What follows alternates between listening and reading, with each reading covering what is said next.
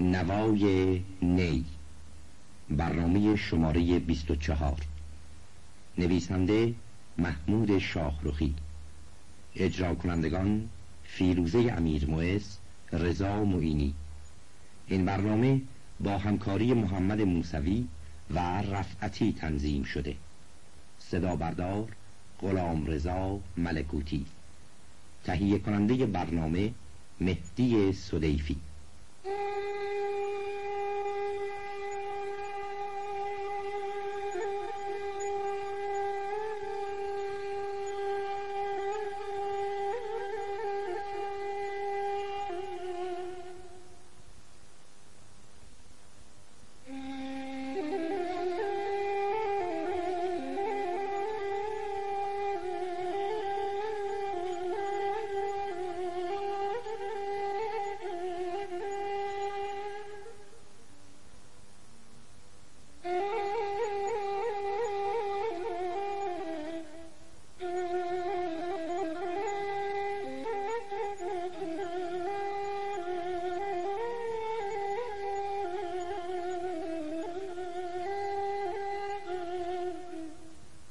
بشنو از نی چون حکایت می کند و از جدایی ها شکایت می کند، که از نیستان تا مرا ببریده اند، از نفیرم مرد و زن نالیده اند.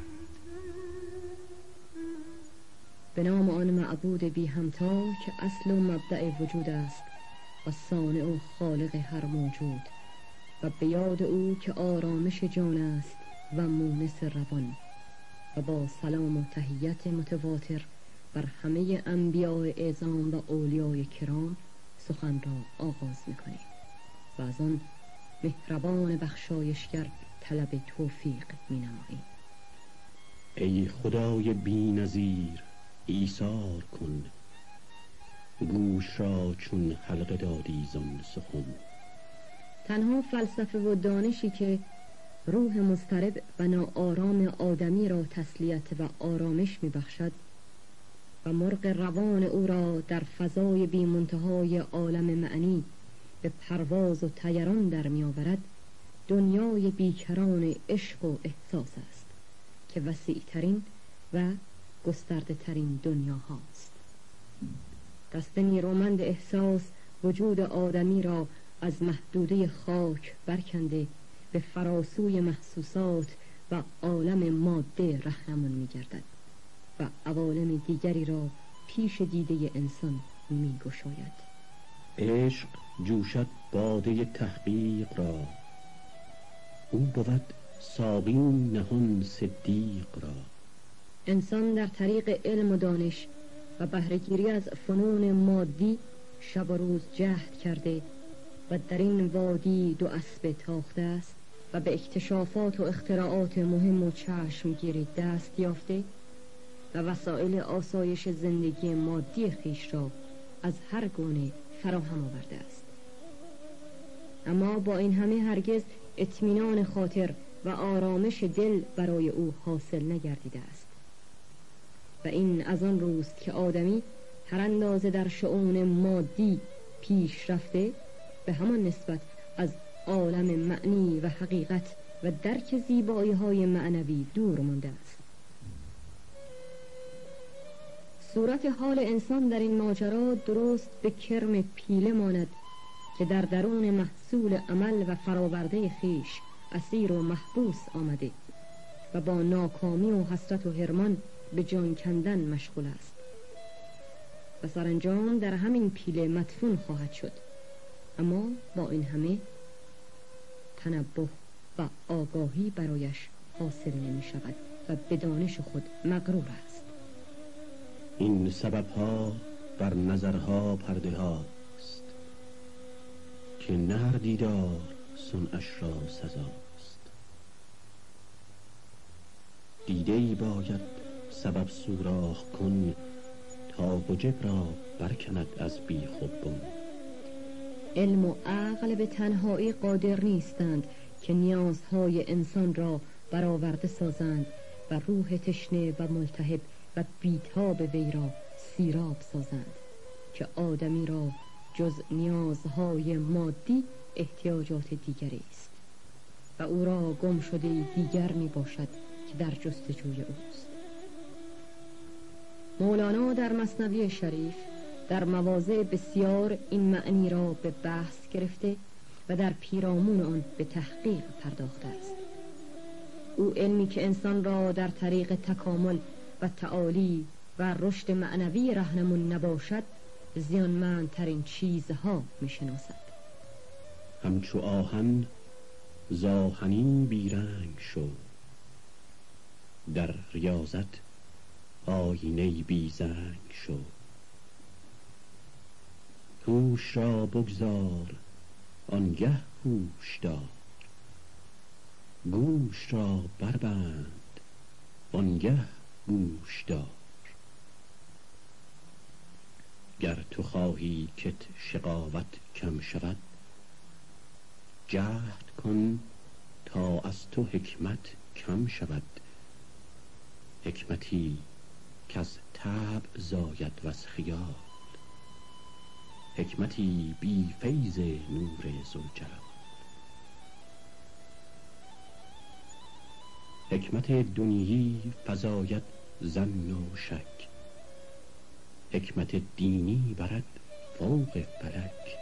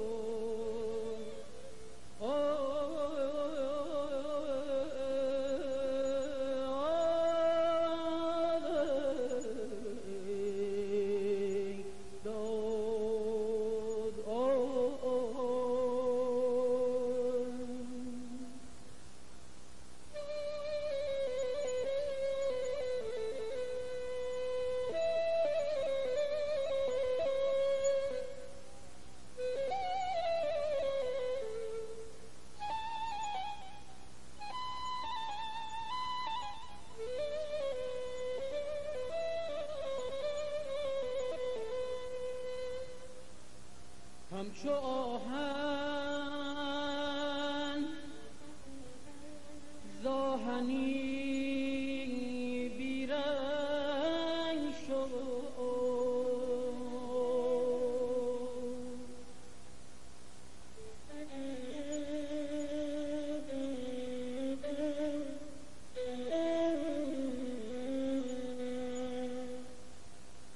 در ریاضت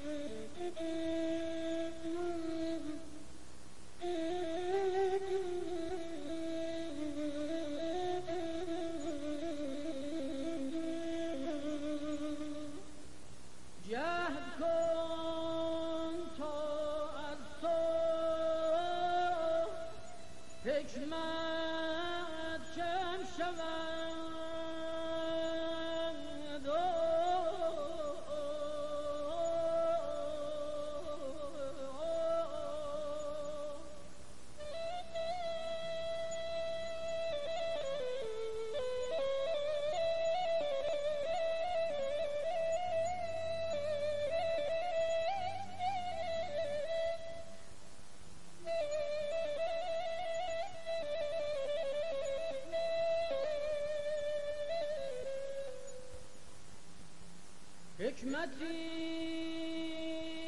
که از تب زاید و از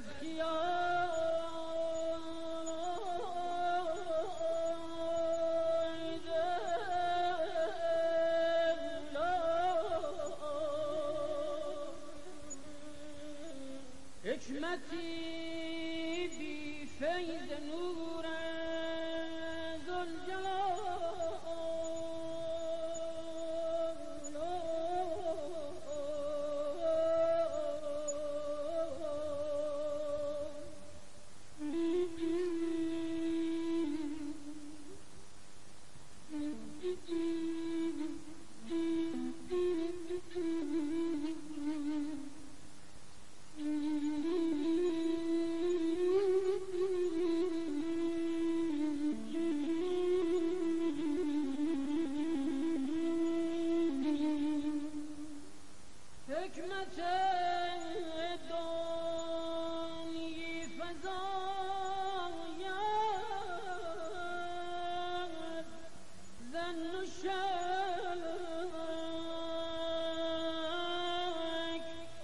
حکمت دینی برد فوق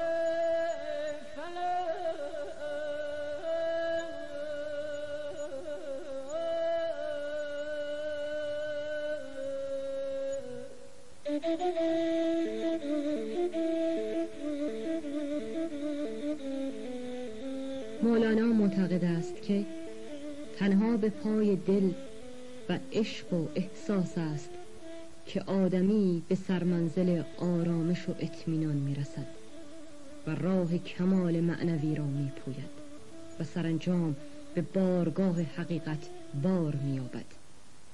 او این معنی را در داستان مجادله نقاشان رومی و چینی به بهترین صورت ممکن نقش میبندد و با سخنانی عمیق و مؤثر مزیت احساس را بر علم بیان می‌دارد. اینک گزیده این داستان را میشنویم. چینیان گفتند ما نقاشتر، رومیان گفتند ما را کر و فر.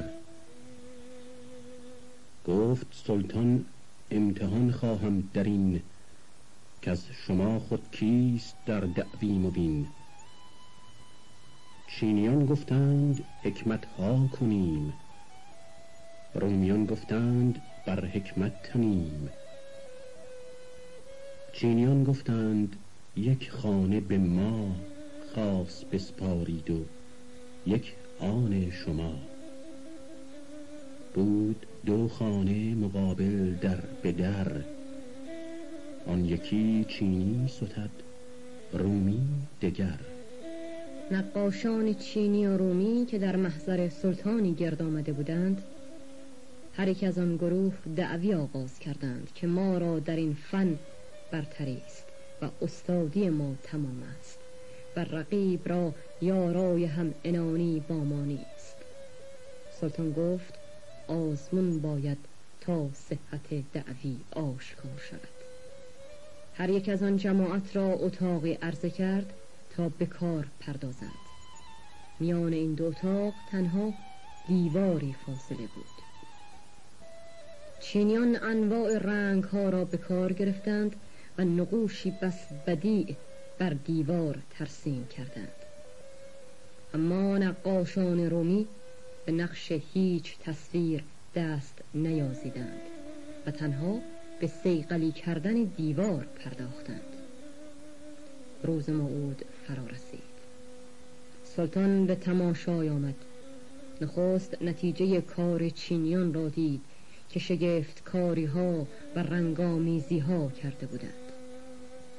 سپس فرمان داد تا دیوار از میان برگرفتند تا محصول کار رومیان را بنگرد. شه در آمد دید آنجا نقش ها، میر بودن عقل را و فهم را. بعد از آن آمد به سوی رومیان، پرده را بالا کشیدند از میان. عکس آن تصویر و آن کردارها، زد بر این صافی شده دیوارها. هرچه آنجا بود اینجا به نمود، دیده را از دیده خانه می ربود. چون حجاب و پرده از میان برداشتند، انعکاس نقاشی چینیان بر صحیفه دیوار شفاف و صیقلی شده رومیان پدیدار گشت. سلطان و زمره تماشایان را چشم خرد در آن خیره ماند، چرا که صفا و شفافیت دیوار سبب شده بود که تصویرهای زیبای چینیان 100 ره دلپذیرتر و بدیعتر تجلی و تظاهر نماید. آنگاه مولانا از این داستان دلکش نتیجه میگیرد که رومیان آن مردان خدایند که صحیفه خاطرشان را با توجه و یاد خدا صیقل داده و جانی صافی و روشن یافتند که صور حقایق و معانی در آن عیان و نمودار است. لیک صیقل کردند آن سینه ها، پاک زاز و حرص و بخل و کینه ها. آن صفای آینه وصف دل است، صورت بی منتها را قابل است. صورت بی حد غیب، زاینه دل تافت بر موساز جیب. آری، تنها با تزکیه دل و صفای باطن میتوان جمال دلارای محبوب ازلی را مشاهده کرد و تنها دل مرد خداست که جایگاه حضرت حق است، که در حدیث قدسی آمده است که فراخنای آسمان و زمین گنجایش مرا ندارد، اما دل بنده مؤمن میتواند مرا در بر گیرد. هر کسی زندازه روشن دلی، غیب را بیند به قدر صیقلی. هر که صیقل بیش کرد او بیش دید، بیشتر آمد بر او صورت پدید. اهل صیقل بستند از بوی و رنگ، هر دمی بینند خوبی بیدرنگ. آینت دانی چرا غماز نیست، زان که زنگار از رخش ممتاز نیست. رو تو زنگار از رخ او پاک کن، بعد از آن نور را ادراک کن.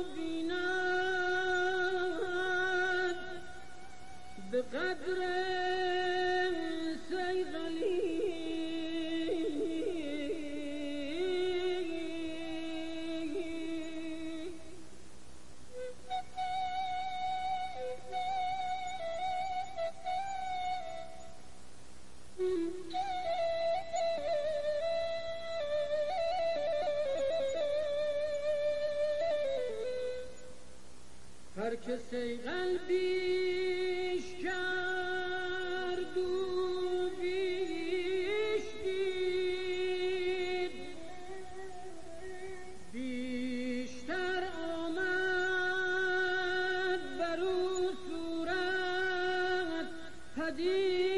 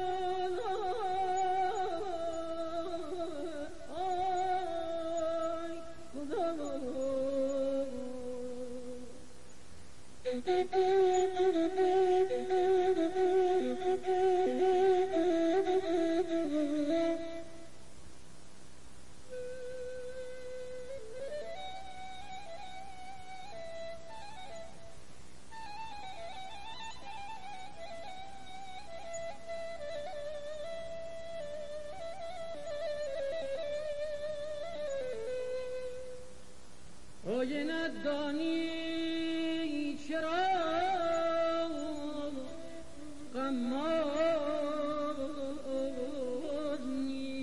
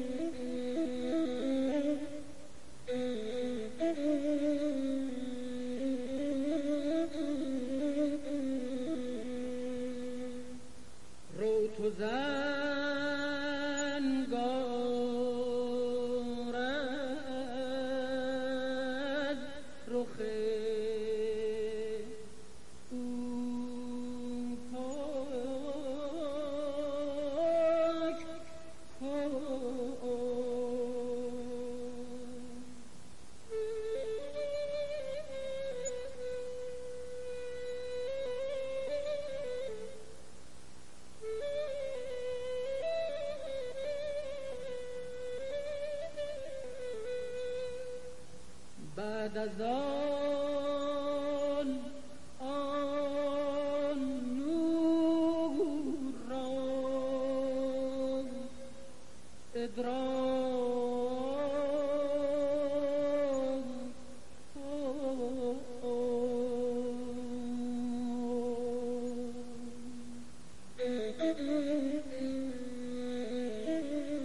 بی تردید تنها منبع معرفت واقعی قلب پاک انسان است که به شوائب ظن و شک تیره و کدر نشده باشد و نور فطرت در آن به خاموشی نگراییده باشد.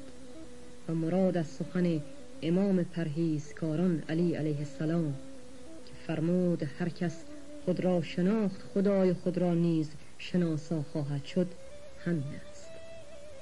اگر آدمی به حقیقت خود واقف گشت و دانست مراد از خلقت او چیست، بی تردید به تزکیه و تصفیه باطن خود همت خواهد گماشت و آینه دل را از زنگار کینه ها و حسدها و تردیدها صفا خواهد بخشید که هر کس چنین کند جمال زیبای حقیقت را بی پرده در آینه دل خویش مشاهده خواهد کرد. قدر همت باشد آن جهد و دعا، لیس للانسان الا ما سعی. بار خدایا به حرمت و ارج آنان که به تو نزدیکند و پیوسته بی هیچ پرده و حجابی جمال جان فضای تو را در دل خویش نظاره گرند، دل ما را از زنگار هوای نفس و غرور و شوائب اوهام و شک و تردید خلاصی بخش و بارقی از انوار جان بخش تأیید و توفیق خود را بر جان تیره و دردمندمان بتاب و درون ظلمت زده ما را به فروغ عشق و محبت خود صفا و روشنی بخش و این آتش هستی سوز را در جانمان هر نفس گرمتر و مشتعلتر گردان که تو بر هر چیز توانایی. مقصود دل و مراد جانی عشق است، سرمایه عمر و زندگانی عشق است. آن عشق بود کزو بقا یافت خضر، یعنی که حیات جاودانی عشق است.